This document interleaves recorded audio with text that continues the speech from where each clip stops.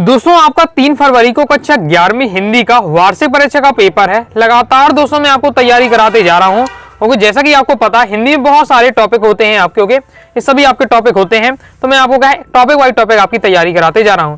तो पहले ही दोस्तों मैंने आपको काव्यखंड, गद्यखंड, विद्यालोक्ति, माध्यम, पद्य साहित्य का इतिहास, गद्य साहित्य का इतिहास, इन सभी टॉपिक के आपके इंपॉर्टेंट क्वेश्चन आंसर, इंपॉर्टेंट वस्तुनिष्ठ बता दिए हैं। क्रम से वीडियो देखना चाहते हैं क्लास 11th वार्षिक परीक्षा इंपॉर्टेंट क्वेश्चन आंसर 2025 के नाम से प्लेलिस्ट है, प्लेलिस्ट में जाकर क्रम से वीडियो देख सकते हैं। ओके, अब दोस्तों में क्या व्याकरण वाला टॉपिक कवर करना है। तो व्याकरण में दोस्तों आपकी जो हिंदी है उसमें 2 टॉपिक है, काव्यबोध में और एक भाषा बोध। ओके, तो अब हम कहें सबसे पहले काव्यबोध कवर करेंगे, उसके बाद भाषा बोध। तो काव्यबोध दोस्तों हम आज स्टार्ट करने वाले हैं, तो हम देख लेते हैं काव्यबोध में। अब आप जो व्याकरण वाला टॉपिक है काव्यबोध, इसमें दोस्तों आपको कौन कौन से टॉपिक आते हैं। तो दोस्तों आपको कौन कौन से टॉपिक पढ़ने हैं, काव्य के भेद पढ़ने हैं, प्रबंध एवं मुक्तक काव्य, फिर आपको रस तैयार करके रखना है, अलंकार दोस्तों आपको तैयार करना है। और देखिए अलंकार बहुत टाइप के होते हैं, लेकिन आपके सिलेबस जितने हैं केवल उतने ही पढ़ना है। तो आपके सिलेबस से दोस्तों अलंकार केवल 4 अलंकार है जिन्हें आपको तैयार करके रखना है। वक्रोक्ति का, दृष्टांत अलंकार, उदाहरण अलंकार, विशेषोक्ति अलंकार, तो ये आपको तैयार करना है। छंद फिर है आपका, और छंद भी बहुत प्रकार के होते हैं, लेकिन मात्र केवल आपको 2 छंद याद करके रखना है, वही पेपर में आएंगे, रोला छंद और मुक्तक छंद। ओके, इसके बाद गजल वाला टॉपिक आपको तैयार करना है, शब्द शक्ति तैयार करना है, शब्द गुण तैयार करना है, बिंब विधान तैयार करना है। देखिए अब शब्द शक्ति वाले जो गुण है ये आपका भाषा बोध वाली व्याकरण में जाएगा, लेकिन क्या हम शब्द शक्ति शब्द गुण एक साथ पढ़ लेंगे ताकि ये क्या है पढ़ने में आसानी होती है और माइंड में भी याद रहता है। तो लगभग आपका इतना टॉपिक रहता है काव्यबोध में। ओके, इतना आप तैयार कर लेते काव्यबोध वाला व्याकरण का सेक्शन कवर हो जाता है। तो अब मैं आपको क्या है क्वेश्चन के रूप में तैयारी नहीं कराऊंगा, मैं आपको ये सभी टॉपिक आपको मैं तैयार करा दूंगा। जब हम सब टॉपिक तैयार कर लेंगे, फिर यहाँ से किसी प्रकार का वस्तुनिष्ठ बने, किसी प्रकार का क्वेश्चन बने, आपसे सब बन जाएगा। बाकी सबसे आपके 2-3 क्वेश्चन यहाँ से बनते हैं। ओके, तो हम जब टॉपिक पढ़ लेंगे तो बताते भी जाऊंगा कैसे कैसे क्वेश्चन बनेगा, क्या आंसर लिखना है, वो आपको सब बताते जाऊंगा। ओके, तो टॉपिक एक बार से हम टॉपिक वाइज टॉपिक तैयारी करेंगे और हर टॉपिक से कैसे क्वेश्चन बनते हैं वो भी बताते जाऊंगा, सॉल्यूशन बताते समझाते जाऊंगा। टॉपिक तैयार कर लेते हैं, फिर किसी और वस्तुनिष्ठ हो, क्वेश्चन आंसर हो, आपसे बन जाएगा। चलिए स्टार्ट करते हैं, एक एक टॉपिक हम बेहतरीन तरीके से तैयारी करेंगे। ओके, तो काव्य के भेद हम सबसे पहले देख लेते हैं।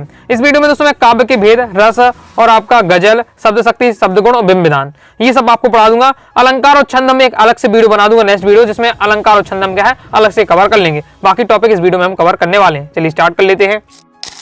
सबसे पहले दोस्तों आपको क्या है काव्य के भेद आपको तैयार करके रखना है। ओके, काव्य के भेद, तो काव्य की पहले आपको परिभाषा तैयार होनी चाहिए, ऑब्जेक्ट में अक्सर पूछा जाता है। तो आपका आचार्य विश्वनाथ के अनुसार रसात्मक वाक्यम काव्यम ये होती है। ओके, यानी रसात्मक वाक्य ही क्या है काव्य कहलाता है। और पंडित जगन्नाथ के अनुसार क्या है रमणीयात प्रतिपादका शब्दम काव्यम। ओके, यानी रमणीय यानी सुंदर अर्थ को प्रतिपादित करने वाले शब्द ही काव्य कहलाते हैं। दोनों आपको परिभाषा तैयार करके रखनी है। और किसने क्या कहा, 2 की, आचार्य विश्वनाथ की, जगन्नाथ की, अक्सर पूछी जाती है कि आचार्य जगन्नाथ के अनुसार काव्य की परिभाषा लिखिए, आचार्य विश्वनाथ के अनुसार काव्य की परिभाषा लिखिए, तो आपको याद होना चाहिए। ओके, जो आपका सिलेक्टेड है केवल मैंने वही आपको बताने वाला हूँ। काव्य के भेद, दृश्य काव्य होता है और आपका क्या है श्रव्य काव्य होता है। श्रव्य काव्य में क्या होता है, जिसे हम क्या सुन सकते हैं रामचरितमानस। ओके, हम देख तो सकते नहीं, लेकिन उसको पढ़ेंगे, सुन सकते हैं, उसका आनंद ले सकते हैं सुनकर। ओके, फिर दृश्य काव्य में क्या है, दृश्य काव्य में जिसको हम देख भी सकते हैं, जो नाटक वगैरह होता है, तो उनके चंद्रगुप्त नाटक हो गया, राजा हरिश्चंद्र का नाटक हो गया, तो उनको हम देख के आनंद ले सकते हैं इस बार। ओके, फिर अब जो श्रव्य काव्य उसके भी 2 आपके भेद होते हैं, प्रबंध काव्य, मुक्तक काव्य। ओके, प्रबंध काव्य, मुक्तक काव्य, जिसमें प्रबंध का मुक्तक काव्य को भी दोस्तों आपको तैयार करके रखना है।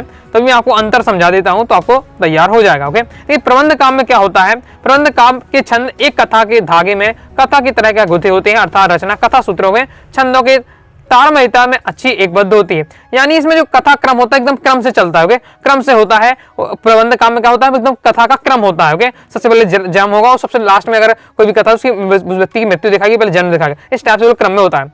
मुक्तक काव्य में क्या होता है कि कोई भी कहानी आपको पहले दिखा दी, अंत वाली कहानी पहले वाली बाद में। ओके, किसी भी हिसाब से दिखाई जा सकती है। तो इसमें और जो छंद होते हैं वो क्या है मुक्तक छंद का उपयोग किया जाता है। तो मुक्तक काव्य एक ऐसी रचना है जिसमें कथा का क्रम नहीं होता है, साथ ही छंद अर्थ की दृष्टि से पूर्वपर प्रसंगों से क्या मुक्त होते हैं। तो ये आपका दिया हुआ। ओके, अब प्रबंध काव्य के भेद महाकाव्य, खंड काव्य, आख्यान, गीति होता है, ये आपको तैयार करके रखना है। आगे देखते हैं। इसके बाद मुक्तक काव्य के आपके जो भाग होते हैं, गैप मुक्तक है या भेद है, पाठ मुक्तक के कम ही आते हैं। मैंने आपका क्वेश्चन कौन सा बनता है यहाँ से वो मैं आपको बता देता हूँ एक बार। तो आपको सबसे पहले क्या है काव्य की परिभाषा याद रखनी है, जो 2 परिभाषा है आचार्य विश्वनाथ के अनुसार वो आपको तैयार करके रखनी है। क्योंकि 2 परिभाषा है, दोनों आपको तैयार करके रखनी है। इसके साथ ही आपको क्या भेद का पढ़ के रखना है। अब फिर से बात प्रबंध काव्य मुक्तक काव्य में अंतर और खंड काव्य महाकाव्य में अंतर, ये आपको तो 3 से 4 क्वेश्चन जो बनते हैं मैंने आपको बता दिया, आपको तैयार कर लेना है। तो अब चलिए हम देख लेते हैं प्रबंध काव्य मुक्तक काव्य में अंतर। 2 ही नंबर का क्वेश्चन आएगा तो 2 पॉइंट तो आपको याद करके रखने हैं। तो मैं आपको 5 बता रहा हूँ तो 2 से 3 आप माइंड में फिट कर लीजिएगा। तो प्रबंध काव्य मुक्तक काव्य क्या है? प्रबंध काव्य क्या है? एक आकार विस्तृत होता है, क्योंकि प्रबंध काव्य क्या है? बड़ा होता है, लेकिन मुक्तक काव्य क्या है? एक आकार सीमित होता है। प्रबंध काव्य में कथाक्रम होना अनिवार्य है, मानी बिल्कुल क्रम से होती है। जो भी कोई किसी व्यक्ति की कहानी दिखानी है, जैसे रामचरितमानस हम लें तो उसमें क्रम से आपको स्टेप बाय स्टेप क्या है राम जी की कथा रहेगी, ओके, क्रम से रहेगा। जबकि मुक्तक काव्य में कोई कथा क्रम नहीं होता, ओके, पीछे वाला जो हिस्सा है वो आगे भी दिखा दिया, आगे वाला पीछे हो जाता है, ओके। विभिन्न प्रकार की हमने पिक्चरें देखी होंगी तो उसमें भी मुक्तक काव्य का कई बार होता है, मतलब जो क्या है पीछे वाली घटना हो जाती है वो पहले दिखा दीजिए, पहली वाली बाद में, ओके, इस प्रकार से रहता है। प्रबंध काव्य में छंदों में पूर्वपद संबंध पाया जाता है, जबकि मुक्तक काव्य में छंदों में संबंधों का क्या है? पूर्वपद संबंधों का अभाव रहता है। प्रबंध काव्य सर्गबद्ध है, मुक्तक काव्य क्या सर्गबद्ध नहीं होता है। अच्छा, रामचंद्र शुक्ल के अनुसार प्रबंध काव्य एक विस्तृत वनस्थली यानी मान के चल सकते हैं जो प्रबंध काव्य एक पूरा जंगल है। और आचार्य रामचंद्र शुक्ल के अनुसार मुक्तक काव्य एक चुना हुआ गुलदस्ता है, और पूरे जंगल में से सिलेक्टेड है क्या है, गुलदस्ता चुन लेते हैं, कुछ फूल चुन लेते हैं, वो हमारा क्या कहलाएगा? मुक्तक काव्य कहलाएगा। इससे हम समझ सकते हैं प्रबंध काव्य का आकार बड़ा होता है, मुक्तक काव्य का आकार छोटा होता है। यहाँ मैंने आपको 5 अंतर बता दिए, कोई भी जो आपको सही लगे 2 से 3 आपको याद रखना है, पेपर में 2 ही नंबर क्वेश्चन आएगा। इसके बाद दोस्तों आपको महाकाव्य खंड काव्य में तैयार करके रखना है, ओके। तो महाकाव्य क्या है, ओके, उसके दो महाकाव्य के नाम लिखिए, रचना, ओके, या खंड काव्य क्या है उसकी रचना लिखिए आ सकता है, या खंड काव्य महाकाव्य में अंतर जो अक्सर पूछा जाता है, ओके। तो ये आपका दिया हुआ खंड काव्य महाकाव्य में अंतर अच्छे से तैयार कर लीजिएगा। खंड काव्य में क्या होता है?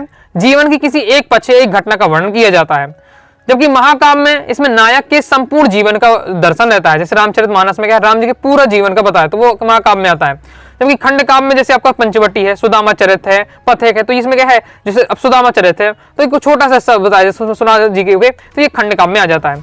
इसलिए हम समझ सकते हैं खंड काव्य क्या छोटा होता है, यानी आकार सीमित होता है, महाकाव्य बड़ा होता है। कथा वस्तु भी सीमित, खंड काव्य छोटा है तो कथा वस्तु भी सीमित होगी, छोटी होगी, जबकि महाकाव्य में क्या है? कथा वस्तु बड़ी होती है। खंड काव्य में एक ही सर्ग होता है, जबकि महाकाव्य में क्या है? अनेक सर्ग विभाजित होते हैं। नाम याद रखना है, खंड काव्य में पंचवटी, सुदामाचरित, पथिक है, महाकाव्य रामचरितमानस है, कमायनी, साकेत, ये सब क्या आपके महाकाव्य में, ओके। तो कंप्लीट हो जाता। तो ये मैंने आपको शॉर्ट में पूरा आपको मैंने जितने भी आपको आता है काव्य के भेद वाले क्वेश्चन जितने बनते हैं, काव्य वाला भेद पूरा टॉपिक आपको पढ़ा दिया है। अब दोस्तों मैं आपको रस वाला टॉपिक बहुत ज्यादा बता देता हूँ, ओके, फास्ट ही बताऊंगा, ओके। बाकी डिटेल से अगर पढ़ना है तो हिंदी ग्रामर के नाम से प्लेलिस्ट है, तो हिंदी की प्लेलिस्ट में ये सभी टॉपिक, ओके, हट के अलग अलग वीडियो बनाई है और सबको आराम से समझाया है। तो अगर आप प्रॉपर समझना चाहते हैं हिंदी ग्रामर से पढ़ सकते हैं। लेकिन बहुत सारे विद्यार्थी कहते हैं सर एक ही वीडियो में आपके सब टॉपिक कवर कर दी, इसलिए मैं क्या प्रयास करता हूँ थोड़ा फास्ट बताते जाऊंगा, ओके।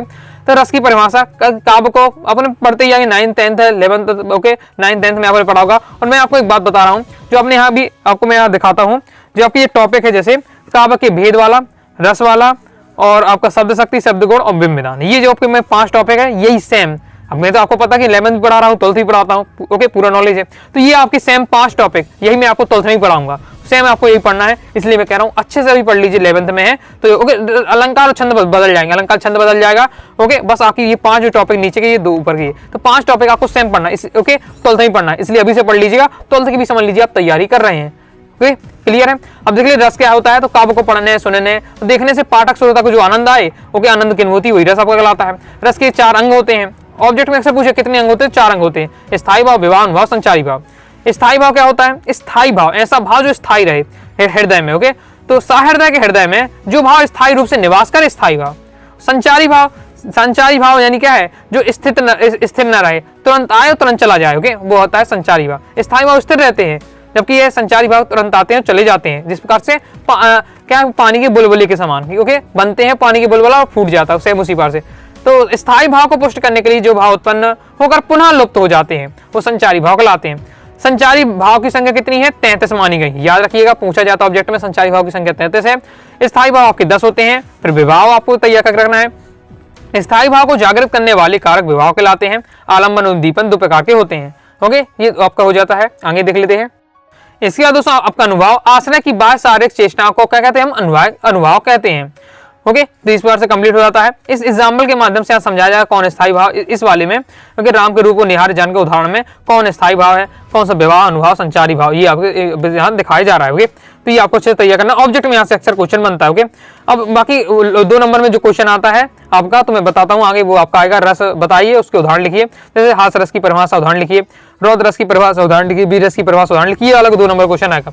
और यहाँ वाले जो टॉपिक्स आपके ऑब्जेक्ट अक्सर बनते हुए, तब ये आपको याद रखना है। यहाँ से दोस्तों आपका 1 नंबर पक्का हो जाएगा। 1 नंबर का अक्सर क्वेश्चन आता है। यहाँ से क्या रहता है, 10 आपको पता रस है, तो 10 रस के स्थायी भाव, तो 10 रस आपको तैयार करके लगने हैं, उनके स्थायी भाव के तैयार करके रखिएगा। यहाँ से अक्सर पूछा जाता है कि रौद्र रस का स्थायी भाव क्या है, भयानक रस का स्थायी भाव क्या है, हास्य रस का स्थायी भाव क्या है, अक्सर पूछा जाता है। तो श्रृंगार रस का रति है, हास्य रस का स्थायी भाव हंसी, करुण रस का स्थायी भाव शोक, रौद्र रस का क्रोध, वीर रस का उत्साह, भयानक रस का भय, विवश रस का जुगुस्सा, अद्भुत रस का विस्मय, शांत रस का निर्वेद, वात्सल रस का वत्सल। ओके, तो ये आपको याद करके रखना है। अक्सर यहाँ से आपका 1 नंबर क्वेश्चन आता है। अब हम सभी रस की परिभाषा उदाहरण देख लेते हैं, लेकिन मैं आपको यहाँ ट्रिक बताने वाला हूँ। ट्रिक क्या है, एक परिभाषा याद कर लीजिएगा अच्छे से, एक परिभाषा याद कर लेना है, तो 10 की 10 के लिए आपकी हो जाएगी। एक परिभाषा याद कर ली, 10 के 10 के लिए हो जाएगा। बस आपके उदाहरण आपको अलग से तैयार करने पड़ेंगे, लेकिन उदाहरण भी मैं आपको इजी वाले देने वाला हूँ, तो अगर पढ़ना चाहेंगे तो तुरंत आपको याद हो जाएगा। ओके, तो सबसे पहले मैं आपको वो परिभाषा बता देता हूँ कि कौन सी आपको एक अच्छे से याद रख लेनी है। तो ये आपकी परिभाषा है आपको कि ये 2 लाइन की परिभाषा क्या है, सा हृदय के हृदय में स्थित रति नामक स्थायी भाव का जब विभाव अनुभाव संचारी और संयोग होता है, वहां श्रृंगार रस की निष्पत्ति होती है। ये आपको परिभाषा याद रख लेनी है। ओके, अब जो भी आपका श्रृंगार, जो भी रस पूछा जाए, उसका आपको क्या है, यहाँ जो रेड आपको अंडरलाइन कर दिया गया, इसलिए कि यहाँ आपको क्या करना है, उसको जो जिस रस का पूछा जाए उसका आपको यहाँ स्थायी भाव लिख देना है। बस आपका क्या परिभाषा बन जाएगी। ओके, जैसे मैं आपको वर्ड पर बताता हूँ कि सा हृदय के हृदय में स्थित, देखिए यहाँ शोक, करुण रस का स्थायी भाव क्या है, शोक। शोक नामक स्थायी भाव का जब विभाव अनुभाव संचारी संयोग होता है, वहाँ करुण रस की निष्पत्ति होती है। बस यहाँ 2 जगह चेंज करना है। आप तो पहले तो आपको वही स्थायी भाव चेंज कर देना, यहाँ जिस रस की बात हो रही है वो बता देना, उस रस की क्या निष्पत्ति हो जाती है। तो इस प्रकार से आपको क्या है, एक परिभाषा आपके 10 की 10 परिभाषा लिख सकते हैं। ओके, बस यहाँ आपको स्थायी भाव उसका चेंज करना है, जिसका रस का पूछा जाए उसका स्थायी भाव लिख दीजिएगा, आपका हो जाएगा। क्लियर है, मैंने आपको मेहनत करके परिभाषा एक बार आपको तैयार कर लेना है, और सबका आपको क्या एक उदाहरण तैयार करके रखना है। श्रृंगार में दोस्तों आपके 2 प्रकार होते हैं, संयोग और वियोग। ओके, एक संयोग में क्या है, जहाँ नायक नायिका के क्या है मिलने की बात हो, प्रेम सौंदर्य की बात हो, वो आपके क्या है श्रृंगार संयोग में आता है। वियोग में क्या है, बिछोड़ने की बात हो, वो वियोग में आता है। ये आपके एग्जाम्पल दिए गए। वियोग का हे खरग मृग, हे मृदुकर श्रेणी, तुम देखी सीता मृग नैनी। ओके, उदो मोहि ब्रज विसरत नाही, तो ये आपके वियोग वाले। और ये आपका संयोग वाला, राम के रूप को निहारत जांगनी, कंगन के नक्की पर चाय, याति सभी सुध भूल गए, कर टेक रही पल टारत नहीं। ओके, फिर करुण रस का आपका दिया हुआ, तो इसको आपको तैयार कर लेना। जो मुझे याद है, ओके, जो मेरे अनुसार इजी है, और जो मुझे याद है मैं केवल वही आपको बता रहा हूँ। बाकी आपको लगते तो इंटरनेट में बहुत सारे आपको मिल जाएंगे, सर्च करेंगे गूगल पे, बहुत सारे मिल जाएंगे, अपने हिसाब से जो तैयार कर सकते हो, जो भी आपको याद है। बाकी जो मुझे याद है, जो ईजी है मेरे अनुसार, तो मैं आपको वो बता रहा हूँ। ओके, आगे देख लेते हैं। फिर वीर रस, वीर रस का बहुत ज्यादा महत्वपूर्ण है। वीर रस का अक्सर पूछा जाता है। ओके, 10 में से अगर पूछे कौन सा आता है, तो वीर रस का हमेशा पूछा जाता है, हास्य रस का अक्सर पूछा जाता है, रौद्र रस का, तो इनके अक्सर आते हैं। तो 2 से 3 तो आपके इंपॉर्टेंट है, तैयार करके रखना है। ओके, तो और आसान भी बहुत ज्यादा है। वही परिभाषा तो वही है, सा हृदय के हृदय में से। देखिए उत्साह, वीर रस का स्थायी भाव उत्साह, उत्साह नामक स्थायी भाव का विभाव अनुभाव संचारी भाव संयोग होता है, वहां वीर रस की निष्पत्ति होती है। वीर रस का उदाहरण तो आपको याद ही होगा, बुंदेलो हर बोलो के मुंह से हमने सुनी कहानी थी, खूब लड़ी मर्दानी वह तो झांसी भाई रानी थी। वह खून का हो किस मतलब का जिसमें उबाल का नाम नहीं, वह खून का हो किस मतलब का आ सके देश के काम नहीं। तो वीर रस वाले आप लिख सकते हैं। ओके, इसके बाद हास्य रस वाला, तो वही परिभाषा वही रहने वाली, सा हृदय के हृदय में स्थित, हास्य नाम के स्थायी विभाव अनुभाव संचारी सहयोग, हास्य रस की निष्पत्ति होती है। सिंपल है, कहा बंदरिया ने बंदर से, चलो ना है गंगा, बच्चों को रहने दो घर में, होने दो हड़दंगा। ओके, इस प्रकार से। रौद्र रस का सेम आपकी परिभाषा, यहाँ क्रोध बस सेट कर दिया, बाकी वही है। श्री कृष्ण के सुन वचन, अर्जुन क्रोध से जलने लगे, सब शोक अपना भूल कर करतल युगन मलने लगे, संसार देखे अब हमारे शत्रु निर्मित पड़े, करते हुए यह घोषणा वे हो गए उठ के खड़े। भयानक रस का दिया हुआ है, परिभाषा भी वही आपको, बस यहाँ चेंज कर दिए गए। एक और अजगरी एक और मृगराय, विकल बटोही बीच में परसों मूछा खाए। बिल्कुल सिंपल है। ओके, अगर आप भयानक रस का देखेंगे गूगल में, बहुत ज्यादा आपको जितने मिलेंगे कठिन मिलेंगे, तो बहुत ज्यादा पढ़ के मैंने आपको क्या है इजी बता रहा हूँ कि जो सबसे ज्यादा इजी, जो आपको याद करते तुरंत याद हो जाएगा। क्या है, एक और अजगर, यानी एक और क्या है हमारे अजगर है। ओके, अजगर है, दूसरी ओर मृगराय यानी शेर, एक और आपके शेर है, दूसरी ओर का आपका है आपके पास अजगर खड़ा हुआ। ओके, विकल बटोही बीच में कोई व्यक्ति है, बीच में फंस गया है, और एक साइड उसके पास शेर खड़ा हुआ, एक साइड क्या अजगर है। और जब उन्होंने देखा कि अब दोनों जगह ये लोग खड़े हुए हैं, बच के भाग नहीं जा सकता, तो क्या है देखकर बेहोश हो जाता है इस टाइप से। ओके, आगे देख लेते हैं। इसके बाद 200 व्यवस्था रस का दिया हुआ है। ओके, सिर पर बैठे आंखें दो खाद निकारत, खींचे जीव श्यार अतीत अद्भुत रस का। ओके, बिनु पद चले सुने बिनु कारा, कर बिनु कर्म करे बिनु नाना, भगवान के लिए कहा गया है। ओके, उनके क्या है, उनके पैर भी नहीं है, उनके ओके कान भी नहीं है, फिर भी वो क्या है, ओके उनके कान भी नहीं, उनके हाथ भी नहीं, फिर भी अक्सर प्रकार काम करते हैं इस प्रकार से। शांत रस का दिया हुआ है, फिर वात्सल रस का दिया हुआ है, बिल्कुल सिंपल वाले दिए हुए, पढ़ते ही आपको समझ आएगा। परिभाषा देखिए सब जगह ये चेंज हो रहा है, कंप्लीट हो जाता है रस वाला टॉपिक। ओके, आगे देख लेते हैं। अब दोस्तों हम देख लेते हैं शब्द शक्ति वाला टॉपिक। ओके, शब्द शक्ति वाला टॉपिक बिल्कुल सिंपल है, देख लीजिए। और जैसा पेपर में लिखना है, जिस बार से लिखना उसी बार से आपके पूरे नोट्स ये तैयार किए गए होंगे। काफी ज्यादा मेहनत लग जाती है, आप समझ सकते हैं, तो वीडियो को लाइक जरूर कर दीजिएगा। अब शब्द शक्ति क्वेश्चन कैसे कैसे बनता है पहले उसकी बात कर लेते हैं। क्वेश्चन पहले आपको बन सकता है शब्द शक्ति किसे कहते हैं, उसके प्रकार लिखिए। पहला क्वेश्चन 2 नंबर में क्वेश्चन आना तो इसी बार से आता है। ओके, फिर जो शब्द शक्ति 3 प्रकार की होती है, अभिधा, लक्षणा, व्यंजना। तो आएगा कि अभिधा शब्द शक्ति की परिभाषा उदाहरण लिखिए, लक्षणा व्यंजना लक्षणा शब्द शक्ति की परिभाषा उदाहरण लिखिए, व्यंजना शब्द शक्ति की परिभाषा उदाहरण लिखिए। तो इस बार से आपके 4 क्वेश्चन बन जाते हैं। सिंपल है, यानी ये पूरा टॉपिक आपको तैयार होना चाहिए। तो पहले हम देख लेते हैं शब्द शक्ति किसे कहते हैं, इसकी परिभाषा आ जाती है। तो शब्द और अर्थ का संबंध को जो बताता है वो आपको शब्द शक्ति कहते हैं। शब्द और अर्थ का संबंध को हम शब्द शक्ति कहते हैं, और यही संबंधी क्या है, शब्द का अर्थ करता आता है। ये आपकी परिभाषा हो जाती है। शब्द शक्ति 3 प्रकार की होती है, अभिधा, लक्षणा, व्यंजना। अब क्रम से हम इनको समझ लेते हैं। तो अभिधा शक्ति क्या होती है, अभिधा यानी क्या होता है, आपको क्या है, जो सिंपल आपको बता दे, सिंपल जो लाइन लिखी हो उसका अर्थ वही हो, जो लाइन लिखी उसका अर्थ वही हो, ये आपका अभिधा कहलाता है। ओके, तो परंपरागत रूप से प्रचलित मुख्य अर्थ का बोध कराने वाले शब्द शक्ति को हम क्या कहते हैं, अभिधा शब्द शक्ति कहते हैं। जैसे अपना घर सबको प्यारा होता है, तो बिल्कुल सिंपल बात है। अयोध्या के राजा दशरथ थे, तो हाँ अयोध्या के राजा दशरथ थे। तो यहाँ जो उसका जो चीज बताई जा रही है उसका वही अर्थ है, जो हम उसका वही अर्थ समझ रहे हैं, वो आपकी अभिधा शब्द शक्ति है। लक्षणा शब्द शक्ति क्या होती है, लक्षणा यानी लक्षण दिखाया जाए, इसमें गुण दिखाया जाए, कोई लक्षण की बात हो रही है। जैसे जिस शब्द शक्ति में प्रचलित अर्थ का या मुख्य अर्थ का बोध ना होकर उससे संबंधित अन्य अर्थ का बोध हो, उसे लक्षण शब्द शक्ति कहते हैं। यानी जो अर्थ हमें बता रहा है वो अर्थ नहीं है, उसका दूसरा अर्थ निकाला जा रहा है। जैसे मोहन तो शेर है, अब मोहन वास्तव में शेर नहीं है, यहाँ शेर से क्या है, उसकी बहादुरी क्या है, मोहन क्या है, बहादुर है। तो उसे मोहन की बहादुरी बताने के लिए शेर शब्द का प्रयोग किया जाए।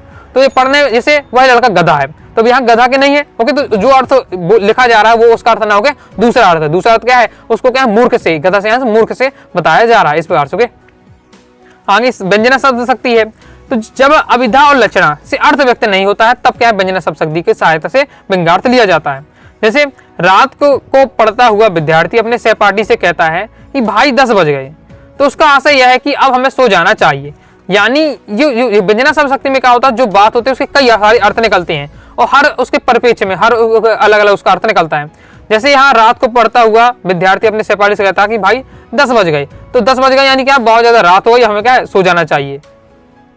ओके, तो ये आपका कंप्लीट हो जाता है शब्द शक्ति वाला टॉपिक। अब हम दोस्तों देखेंगे शब्द गुण। तो शब्द गुण देख ले, तो शब्द गुण में इसी बार से आपका सेम शब्द शक्ति जैसा क्वेश्चन बनता है कि शब्द गुण की परिभाषा, उसके प्रकार लिखिए। या ओके, अब जो शब्द गुण होते हैं 3 प्रकार के, माधुर, ओज, प्रसाद। माधुर, ओज, प्रसाद होते हैं। तो पेपर में आ सकता है माधुर गुण की परिभाषा उदाहरण लिखिए, ओज गुण की परिभाषा उदाहरण लिखिए, या फिर प्रसाद गुण की परिभाषा उदाहरण लिखिए। इस बार से क्वेश्चन आता है। ओके, जो पूछा जाए वही आपको बस बताना है, लेकिन आपको पूरा जितना मैंने दिखा रहा हूँ कंटेंट, ये पूरा आपको याद रखना पड़ेगा। ओके, क्योंकि पता नहीं कौन सा क्वेश्चन पूछ लिया जाए इस बार से। तो शब्द गुण के आपको क्या है, जिस तरह वीरता, उदारता, दया आदि मनुष्य की आत्मा के धर्म है, उसी तरह माधुर, ओज आदि रस के धर्म होते हैं। ओके, ये आपकी परिभाषा है। जो काव्य तत्व रस के नित्य धर्म है उन्हें हम क्या, शब्द गुण कहते हैं। सिंपल, आपकी 2 से 3 लाइन में आपको परिभाषा बता देनी है। शब्द गुण 3 प्रकार के होते हैं, माधुर, ओज, प्रसाद। ओके, ऑब्जेक्ट में ये पूछा जाता है, तो चाहे शब्द गुण हो चाहे शब्द शक्ति हो, तीनों इनके 3 प्रकार हो गए। अब माधुर गुण क्या है, माधुर्य। माधुर्य यानी मधुर लगने वाला, माधुर्य यानी मधुर लगने वाला। तो जिस काव्य को सुनने या पढ़ने से मन पुलकित उठे, पुलकित यानी खुशी से, मन क्या खिल हमारे उठे, या खुशी से मन उठे, कानों को मधुर प्रतीत हो, वह माधुर गुण होता है। बीती बावरी जागरी पनघट अंबर पनघट में डुबो रही, तारा घट ऊंचा नागरी। और भी जो आपको एग्जाम्पल इजी मिल जाता है, तो या जो मुझे याद है अपने समय से हमेशा जो याद की है वही मैंने पूरा आपको बता रहा हूँ। ओज गुण क्या है, ओज से जोश, ओज से जोश। तो ऐसा जो जिस काव्य को पढ़कर हमें क्या है, एकदम जोश उत्पन्न हो जाए, ओज आ जाए, वही हमारा क्या है, ओज गुण है। जिस काव्य को सुनने या पढ़ने से चित्त में उत्तेजना वृत्ति जागे, तो वह हमारा ओज गुण होता है। वही, और वीर रस का जो उदाहरण है वही आपके ओज गुण के उदाहरण में आता है। बुंदेलो हर बोलो के मुंह से हमने सुनी कहानी थी, खूब लड़ी मर्दानी वह तो झांसी भाई रानी थी। वह खून का हो किस मतलब का जिसमें वाल का नाम नहीं, वह खून का हो किस मतलब का आ सके देश के काम नहीं। तो जो वीर रस वाले उदाहरण है वही इसमें क्या है, ओज गुण में फिट हो जाते हैं, क्योंकि वीर रस में भी क्या है, वीरता, ओज जोश की बात है, ओज में भी यही बात है। प्रसाद गुण, प्रसाद में क्या है, शांति वाला। ओके, तो ओके, जिस रचना के सुनने या पढ़ने से हृदय प्रवाहित हो, बुद्धि निर्मल हो, मन खिलौटे, प्रसाद गुण होता है। हे प्रभु आनंद दाता ज्ञान हमको दीजिए, शीघ्र सारे दुर्गुणों को दूर हमसे कीजिए। ओके, तो इस बार से अभी तक आप देख रहे हैं जितने मैं चीजों के एग्जांपल आपको बता रहा हूँ, मैं इजी वाले दे रहा हूँ जो आपको अधिकतम याद ही होंगे। ओके, तो ये जो मुझे याद थे सिंपल है, जितना सिंपल हो सकते तो मैं आपको बताने का प्रयास कर रहा हूँ ताकि आपको बिल्कुल भी दिक्कत ना हो। तो मैंने शब्द शक्ति और शब्द गुण वाला टॉपिक कंप्लीट कर लिया है, अच्छे बहुत ज्यादा इजी लैंग्वेज दिया है। ओके, आई होप आपको समझ में आ गया हो। समझ में आया है कमेंट बॉक्स में आप जरूर बताइएगा। आगे देखते हैं। इसके बाद दोस्तों हमारा गजल वाला टॉपिक भी है। आपका गजल वाला टॉपिक क्या है, तो गजल वाला तो कम ही आता है, बहुत मुश्किल कम ही पूछा जाएगा, क्योंकि इतने महत्वपूर्ण टॉपिक है, शब्द शक्ति, शब्द गुण, रस वाले, तो फिर गजल वाला आ ही नहीं पाता। लेकिन फिर भी आपको क्या तैयार करके रखना है, तो मैं बता देता हूँ। गजल की परिभाषा और गजल का आपको उदाहरण तैयार करके रखना है। तो गजल एक ऐसी विधा है जिसमें किसी बहर पर आधारित दो लयात्मक पंक्तियों की विशेष कहने वाले पूर्व पर निक्षेप 5 या अधिक युग्म होते हैं, जिनमें से पहले युग्म की दोनों पंक्तियां तुकांत होती हैं, जबकि अन्य युग्मों की पहली तुकांत तथा दूसरी पंक्ति समतुकांत होती है। तो परिभाषा थोड़ा डिफिकल्ट लगेगी, पढ़ के आपको समझना है। बाकी उदाहरण ये आपका दिया थोड़ा लॉन्ग है, बाकी इंटरनेट से और आप सर्च करके आप देख लीजिएगा अपनी तरफ से। ओके, तो ये आपका दिया हुआ गजल। तो गजल में क्या तैयार करना है, कुछ ज्यादा तैयार नहीं करना है, गजल की परिभाषा और गजल का उदाहरण बस आपको तैयार करके रखना है। ओके, अब दोस्तों हम बिंब विधान वाला टॉपिक भी देख लेते हैं, वो भी टॉपिक में है। ओके, देखिए बिंब विधान वाला भी टॉपिक अब नया टॉपिक है आपके लिए। तो आपको पूछा क्या, जो अगर क्वेश्चन यहाँ से बनेगा तो 2 नंबर क्वेश्चन बनता ही है। तो बिंब विधान की परिभाषा, बस ये आपसे पूछा है, बिंब विधान की परिभाषा आपको तैयार करके रखनी है। बिंब विधान की परिभाषा आ सकती है, बाकी ज्यादा आपको नहीं आगे। ये तो मैंने बहुत ज्यादा डिटेल से दिया है, अगर आपको बहुत डीपली पढ़ना है तो मैंने ये पढ़ाया है, हिंदी ग्रामर के प्लेलिस्ट पे जाइएगा, हर टॉपिक को मैंने बहुत अच्छे से आपको डिटेल से आराम से समझाया है, तो आप जाकर देख सकते हैं। बाकी भी शॉर्ट में आपको बता दें, बिंब विधान में केवल परिभाषा लिखना है, क्या लिखना है तो देख लीजिए। अगर आता है पेपर में बिंब विधान की परिभाषा बताइए, बिंब विधान को स्पष्ट कीजिए, तो लिखना है बिंब शब्द अंग्रेजी के इमेज का हिंदी रूपांतरण है। इसका अर्थ होता है मूर्त रूप प्रदान करना है। काव्य कार के मूर्तिकरण के लिए सटीक बिंब योजना है। काव्य में बिंब को शब्द चित्र माना गया है, जो कल्पना द्वारा इंद्रिय अनुभव के आधार पर निर्मित होता है। तो ये आगे की जो मैं 3 लाइन पढ़ी हैं, बस केवल आपको इतना लिखना है। ओके, इतना याद करके रखना है, इतना आपको याद कर लीजिएगा, तो बिंब विधानों की आपकी परिभाषा तैयार हो जाती है। ओके, बाकी एक आप डॉक्टर नागेंद्र के अनुसार परिभाषा बहुत ज्यादा फेमस है बिंब में, अक्सर डॉक्टर नागेंद्र के अनुसार अगर परिभाषा पूछी जाएगी तो डॉक्टर नागेंद्र के अनुसार एक बार परिभाषा वो भी याद कर लीजिएगा। काव्य बिंब शब्दार्थ के माध्यम से कल्पना द्वारा निर्मित एक ऐसी मानस छवि है जिसके द्वारा मूल भाव की प्रेरणा रहती है। तो ये आपको तैयार कर लेना है। ओके, बिंब के अगर तत्व पूछे तो 3 तत्व होते हैं, विचार, भाव, इंद्रियता, ये आपके क्या तत्व होते हैं। ओके, वर्गीकरण की हम बात करते हैं, देखिए भेद की बात करते हैं, बिंब के भेद। तो आपके ये सब आपके भेद होते हैं, संवेदी छवियां, काल्पनिक बिंब, प्रेरक अनुभूति के आधार पर बिंब, ये आपको होता है। ओके, इसमें इंद्रिय के आधार पर बिंब इंपॉर्टेंट रहता है, तो ये आपको तैयार करके रखना है। देखिए सब आपको नहीं पढ़ना, सब आपके नहीं पूछे जाते, मैंने आपका इंद्रिय के आधार पर जैसे 10 बिंब, श्रव्य बिंब, स्पर्श बिंब, गंध बिंब और स्वाद बिंब। ओके, जो हमारी ये ज्ञान इंद्रियां होती हैं, जैसे स्वाद हो गया, गंध हो गया, स्पर्श हो गया, सुनना होगा, उसी आधार पर ये बिंब है। ओके, तो बस इतना आपको तैयार करना, मैंने आपको परिभाषा तैयार करके रखिएगा, बस आपका काम हो जाएगा। बाकी बिंब विधान से अक्सर क्वेश्चन आंसर ना पूछ के 2 नंबर का ऑब्जेक्ट बन जाता है। तो ऑब्जेक्ट इस टाइप का मैं दिखा रहा हूं, तो आप एक बार वीडियो को पोस्ट करके पढ़ सकते हैं, मैं दिखा रहा हूं। बाकी एक बार डिटेल से पढ़ना है कि क्वेश्चन पढ़ना चाहते हैं, हिंदी ग्रामर की प्लेलिस्ट पे जाइएगा और टॉपिक अपना पढ़ लीजिएगा बिंब विधान वाला पूरा। ओके, वीडियो को पोस्ट करके आप ये देख सकते हैं किस प्रकार से यहाँ से बिंब वाले जितना भी टॉपिक है, बिंब वाले टॉपिक से अगर बनेगा तो ये इस टाइप से यहाँ से बन सकता है। ओके, तो कंप्लीट हो जाता है। बाकी डिटेल से पढ़ना है बिंब विधान वाला टॉपिक, हिंदी ग्रामर की प्लेलिस्ट पे जाकर पढ़ लीजिएगा। तो इस प्रकार से दोस्तों मैंने आपको काव्य बोध में हम बात करते हैं, ये सब आपके टॉपिक होते हैं, जिसमें काव्य के भेद पढ़ा दिया, रस पढ़ा दिया है, गजल, शब्द शक्ति, शब्द गुण और बिंब विधान। अब केवल अलंकार छंद रह जाता है, नेक्स्ट वीडियो में कवर कर दूंगा, तो वहां से आप अलंकार छंद भी कवर कर लीजिएगा, तो आपका काव्य बोध वाला सेक्शन कंप्लीट हो जाएगा। बाकी एक बार वस्तुनिष्ठ की अलग से वीडियो ला दूंगा, सो वस्तुनिष्ठ की प्रैक्टिस कर लीजिएगा। बाकी प्रॉपर तैयारी करना चाहते हैं, पीडीएफ मटेरियल प्राप्त करना चाहते हैं, 9039534079 दिए व्हाट्सएप मैसेज करके आप ले सकते हैं। तो आई होप दोस्तों आपको वीडियो पसंद आएगी, तो वीडियो पसंद आए लाइक करके सब्सक्राइब भी कर दीजिएगा। साथ ही दोस्तों टेलीग्राम चैनल, व्हाट्सएप चैनल को ज्वाइन कर लीजिएगा। कोई दोस्तों डाउट आता है कमेंट बॉक्स में आप जरूर पूछिएगा। मिलते हैं नेक्स्ट वीडियो में, तब तक के लिए बाय बाय।